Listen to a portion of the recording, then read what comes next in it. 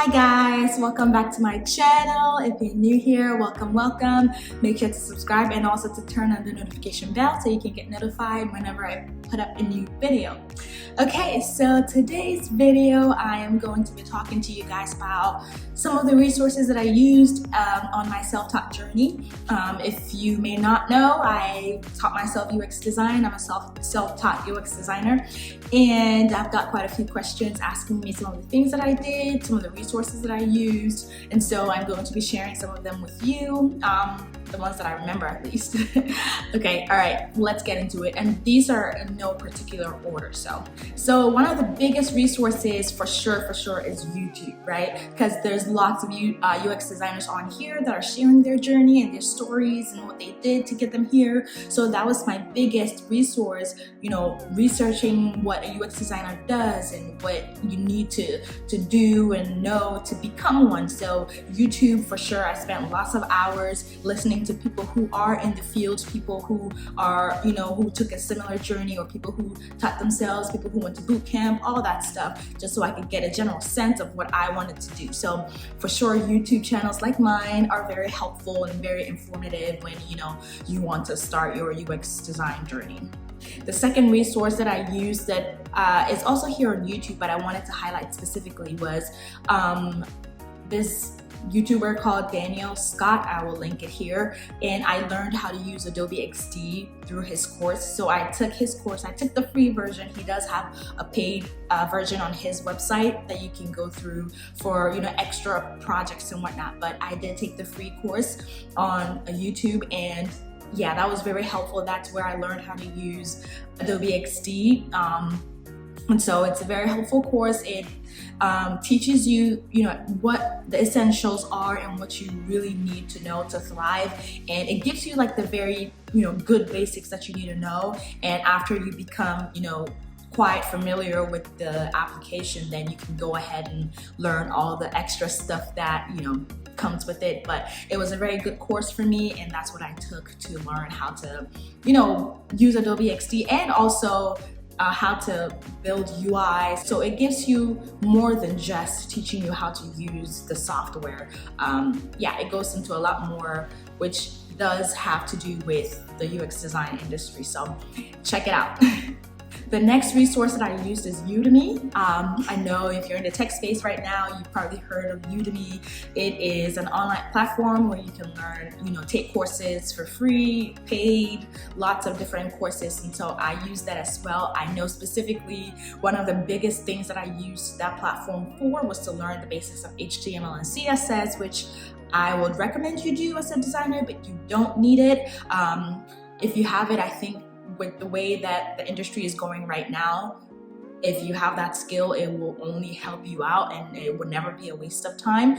So that was the platform that I used mostly for learning HTML and CSS. I did take some UX design courses here and there, but nothing crazy on Udemy.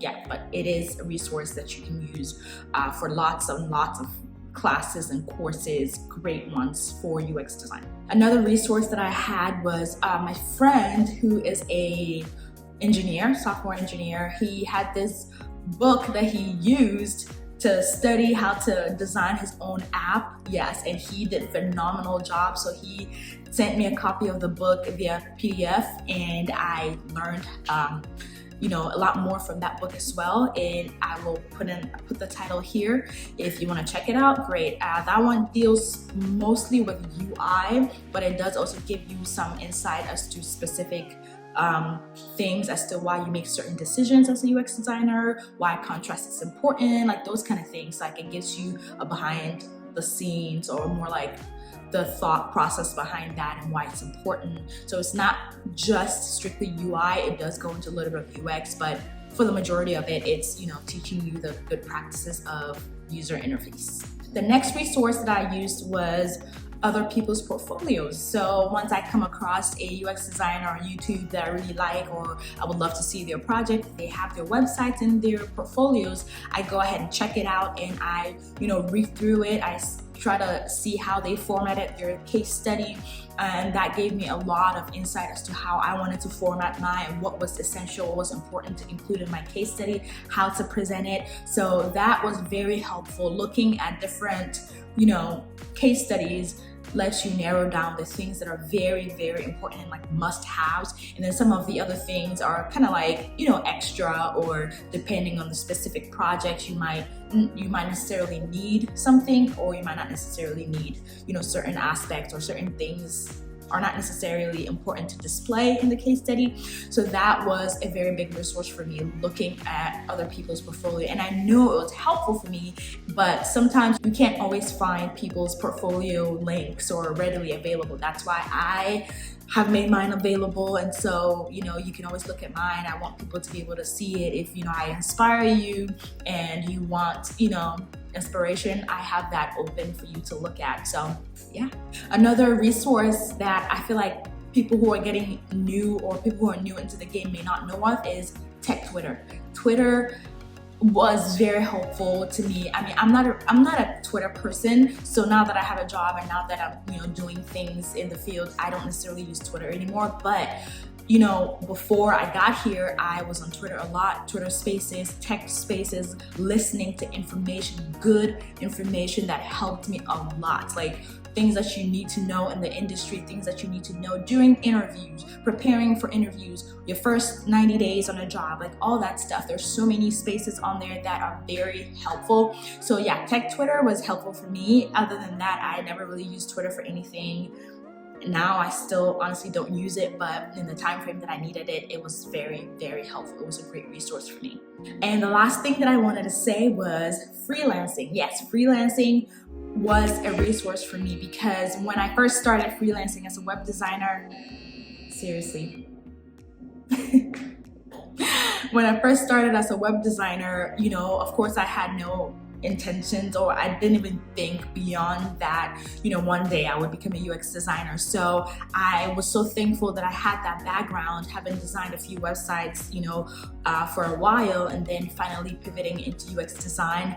That background that I had became such a good resource for me, because I already, knew about design. I knew what good design looked like. I knew what goes into it. And so it was a huge, knowledge or bonus for me to have known that. So if you want to go into freelancing, that will end up helping you, honestly. I feel like if you have a goal in mind, it may honestly help you more than probably whatever, company you pick up to freelance for. Let's say your friend is starting a photography business and they want a website, and you decide to freelance for them.